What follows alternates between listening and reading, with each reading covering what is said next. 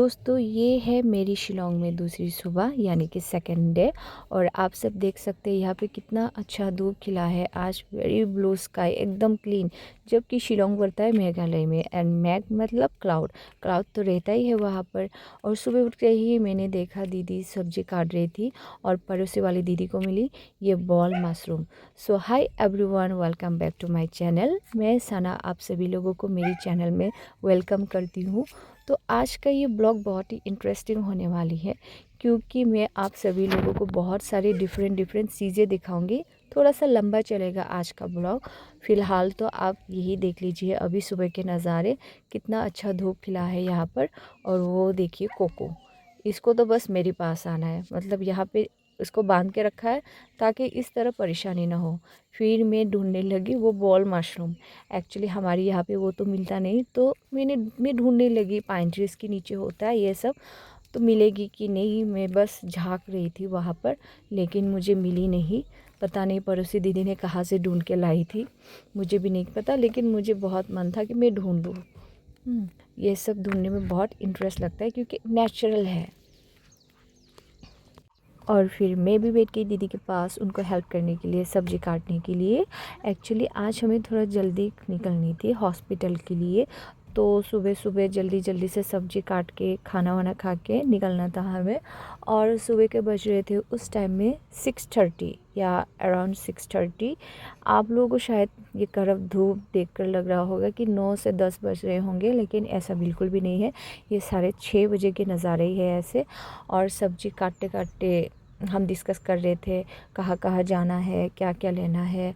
और मैंने तो मुंह भी नहीं धोए उस टाइम में, बस उठी और दीदी को देखा कि सब्ज़ी काट रही है तो मैं आ गई उनको हेल्प करने के लिए। और हम बातें करने लगे कहाँ कहाँ क्या क्या करना है। फिर देखिए कोको को हमने बांध दिया यहाँ पे सूसू पोटी करने के लिए। और ये बदमाश देखो माटी खोद रहे हैं यहाँ पर, मिट्टी। और हमने इसको बांध दिया ताकि वो कहीं भाग ना जाए। फ्रेशअप होने के बाद मैं निकली थी थोड़ा टहलने रूम के पास, और मुझे दिख गई ये पेड़। I mean can you imagine what is this? This is peach. Yes, this is peach, जो हम वीडियोस वगैरह में देखते थे हिमाचल वगैरह में, वो मुझे फाइनली मेरे आंखों के सामने दिखने को मिल रहे थे। और ये रूम के पास ही था। दीदी के मुंह से तो सुना था कि है, लेकिन मैंने कभी सोचा नहीं था कि रूम के पास में ही मुझे मिल जाएंगे। और मैं जा रही हूँ इसको तोड़ने।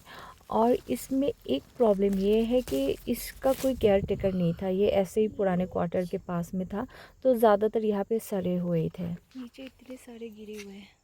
तो फाइनली हमारा बन गया खाना और हम खाने बैठ गए। और सब्ज़ी में देख सकते हैं हमने सुबह में जो सब्ज़ी काटी थी कद्दू का साग वगैरह, वही हमने बनाया बॉयल। और भी सब्ज़ी था। फिर खाने के बाद हम निकल पड़े हॉस्पिटल के लिए। और दीदी मेरे आगे आगे चल रही थी, लेकिन मैंने उनको क्रॉस कर लिया क्योंकि मुझे सुनाई दी थी एक डॉगी की भौंकने की आवाज़, और मैं उसको रिकॉर्ड करने के लिए चली गई। और दिखा मुझे ये ब्लैक कलर का था, बहुत ही प्यारा था। फिर दीदी मुझे रिकॉर्ड करने लग गई। एक्चुअली मेरी दीदी के हाथ में हमेशा मोबाइल रहती है क्योंकि वो भी एक ब्लॉगर है। उनका चैनल का नाम है मंजू कलई, अगर आप चाहे तो देख सकते हैं, सर्च करके ज़रूर देखिएगा। फिर हम चलते चलते चलते थक गए क्योंकि ये कैंपस इतना बड़ा था, आप चलते चलते थक जाओगे। ऊपर से हिली एरिया भी है, तो थकना तो नॉर्मल से बात थी।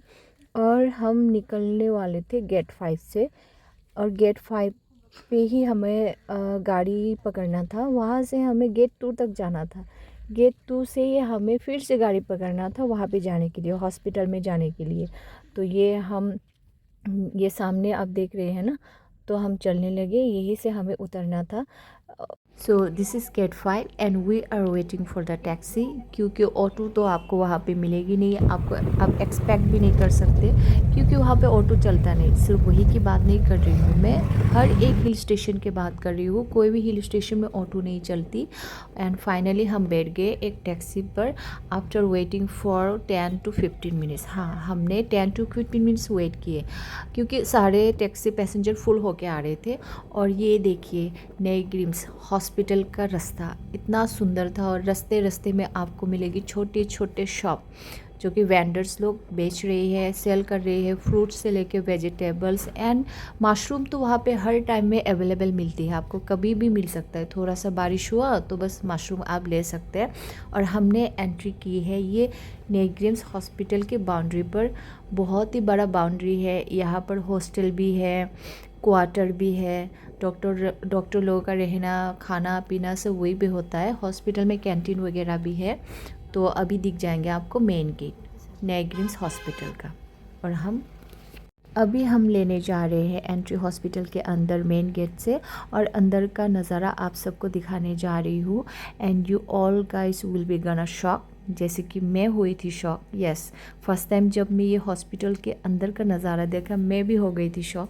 मैं सोच में पड़ गई थी कि एक हॉस्पिटल इतना सुंदर कैसे हो सकते हैं। आई मीन यहाँ के नज़ारे आप देखिए, व्यूज़, आसपास की व्यूज़ और अंदर का जो डिज़ाइन वगैरह था एंड फ्लावर्स वगैरह यहाँ पे वेराइटीज़ के थे, जो मुझे लगता है कि हमारे यहाँ पे तो पार्क में भी इतना अच्छा नहीं लगता। मैं अपनी फीलिंग्स की बात कर रही हूँ, आप लोगों का तो मुझे पता नहीं। बट यहाँ की सबसे एक चीज़ मुझे जो अच्छी लगती है वो है क्लीननेस। हाँ, हॉस्पिटल इतना क्लीन था, मेरे हिसाब से ऐसा ही होना चाहिए। मैं सिर्फ बाहर की बात नहीं कर रही हूँ, अंदर भी इतना ही क्लीन था। क्लीनर लोग 24 आवर्स वहाँ पे लगे रहते थे क्लीन करने के लिए। और अभी मैं जा रही हूँ टिकट लेने के लिए। वैसे तो काफ़ी लंबा लाइन में खड़े रहना पड़ता है। फ़र्स्ट टाइम जब मैं गई थी तब मुझे खड़ा रहना पड़ा था कम से कम आधा एक घंटा। But this is not my first time, this is my third time, तो मुझे आसानी से मिल गई। अगर आप लोगों को किसी को जानना हो तो कमेंट में पूछ सकते हैं क्या करना है क्या नहीं। और मैं जा रही हूँ अभी कौन से फ्लोर में, वहाँ पे टिकट में लिखा हुआ होता है। एंड फ्लोर भी यहाँ पे बहुत सारे होते हैं। तो मैं ऊपर आके टिकट सबमिट कर दिया, क्योंकि नंबर आने से वो लोग खुद ब खुद बुला लेते हैं। और दीदी को नीचे ही वेट करने के लिए मैंने बोला। फिर चेकअप के बाद मैं फिर से नीचे चली गई मेडिसिन लेने के लिए। और यहाँ पे मेडिसिन लेने के लिए भी लाइन में खड़ा होना पड़ता है आपको। और ये देखिए यहाँ पे कैसे साफ़ सफाई होता है। मशीन, मतलब ये सब मशीन से साफ़ सफाई होता है। पहली बार देख के तो मुझे हंसी आ गई थी इसके ऊपर। फिर हमारा काम ख़त्म, मतलब सब कुछ हो गया, मेडिसिन ले लिया। और दीदी अपना ब्लॉग बनाने के लिए ये सब रिकॉर्ड कर रही थी और कुछ बोल रही थी फ्लावर्स के बारे में कि मैंने ये मार्केट से लेना था, क्या था पता नहीं, मैं भूल गई। और हमने कर लिया एग्ज़िट हॉस्पिटल से। दोस्तों, आप लोगों को किसी को भी डिटेल्स में जानना है कैसे हॉस्पिटल जाना है, और यहाँ पे होम स्टे भी मिलता है, हम रहे थे, तो मेरे कमेंट में आप लोग पूछ सकते हैं। और फिर हम टैक्सी पकड़ के निकल गए पुलिस बाज़ार के लिए। वैसे तो पुलिस बाज़ार में हमारा इतना काम नहीं था, हमारा काम था बड़ा बाज़ार में। ज़्यादातर सामान हमने बड़ा बाज़ार से ही ख़रीदे, आगे चल के आपको देखने को मिलेगी।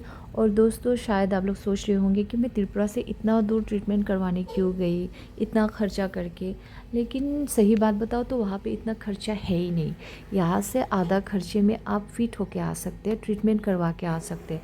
अगर सही जानकारी लेकर जाओ ना आप, तो आपका उतना खर्चा नहीं जाएगा। डिटेल्स पूछ के जाइए किसी से भी आप, बहुत ही कम खर्चे में होता है। और मेडिसिन भी बहुत ही बेस्ट रिज़ल्ट देता है। मुझे तो बहुत ही बेस्ट रिज़ल्ट मिली।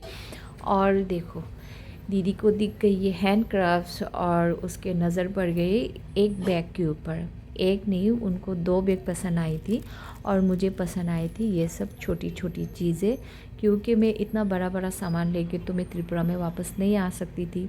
वैसे मुझे काफ़ी चीज़ें यहाँ के पसंद आए थे, बट एक बात होती है कि इतना मैं कैसे कैरी करके लाऊँ, इतना कैरी करके कैसे लाऊँगी इतना दूर से। तो दीदी ने ली है एक बैग, वो शायद अभी अंदर चली गई। हाँ, पेमेंट के लिए अंदर चली गई, सेलेक्ट की है उसने। कौन सी वाली थी ये तो मैं भूल गई, बट शायद ये बाहर वाली थी, ऐसे ही कुछ थी। आई फॉरगॉट, घर में जाके दिखाऊंगी अगर मेरे पास वीडियो रिकॉर्डिंग होगा तो मैंने तो पहले सोचा था कि यहाँ से 2-3 चीज़ें ले लो, लेकिन मुझे इससे ज़्यादा कुछ अच्छा नहीं लगा था। वो जो खारसी का कपल 2 था, शिलोंग लिखा हुआ था। क्योंकि कहीं पर भी जाओ उस जगह का नाम अगर टैग लिखा हुआ होता है तो वो एक मेमोरी भी बना रहता है कि आपने इस जगह में गए थे और वही जगह का नाम वहाँ पे लिखा हुआ था, और आप घर में सजा के रख सकते हैं। फिर आप उसको देखेंगे तो उस जगह का याद भी आता है कि हाँ, उस टाइम गए थे हम। फिर हम निकल पड़े वहाँ से बैग लेने के बाद, दीदी और मैं शॉपिंग करने के बाद। यहाँ ये चल रहा है, एक्चुअली यहाँ पे बारिश होने वाली थी, यस, क्योंकि क्लाउडी वेदर था, बारिश होने वाला था, तो हर कोई दुकान समेट रहे थे। फिर आगे चल के हमने कुछ चाट टाइप का खाई थी, नाम क्या है मैं भूल गई। उसके बाद आपको सब्जी मार्केट लेके चलते और फाइनली हम पहुंच गए बड़ा बाज़ार, जहाँ पे हमें शॉपिंग करनी थी, मेन शॉपिंग।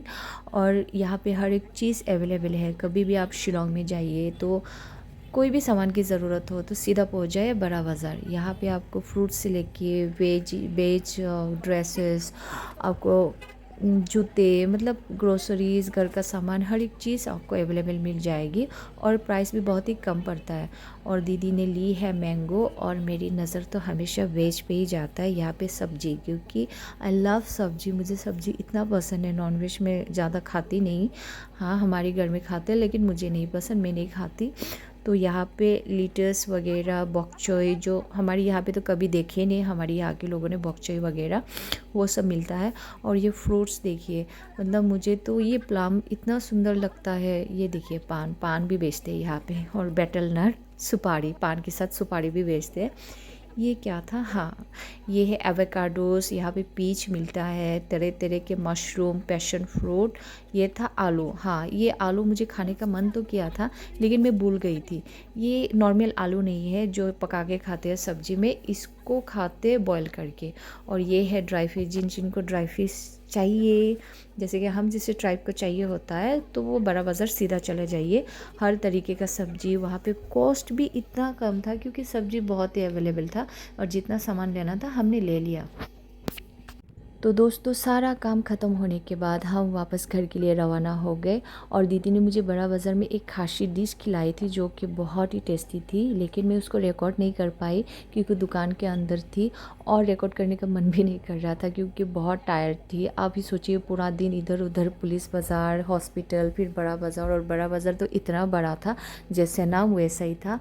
और दोस्तों आप लोगों से एक रिक्वेस्ट है, अगर आप लोगों को मेरे वीडियोज़ अच्छे लग रहे हैं या फिर मेरे ब्लॉग सारे चैनल पसंद आ रहे हैं, तो कमेंट में ज़रूर लिखिएगा कि पसंद है, या फिर अगर ना भी पसंद हो तो भी लिखिए कि कुछ इम्प्रूवमेंट की ज़रूरत है।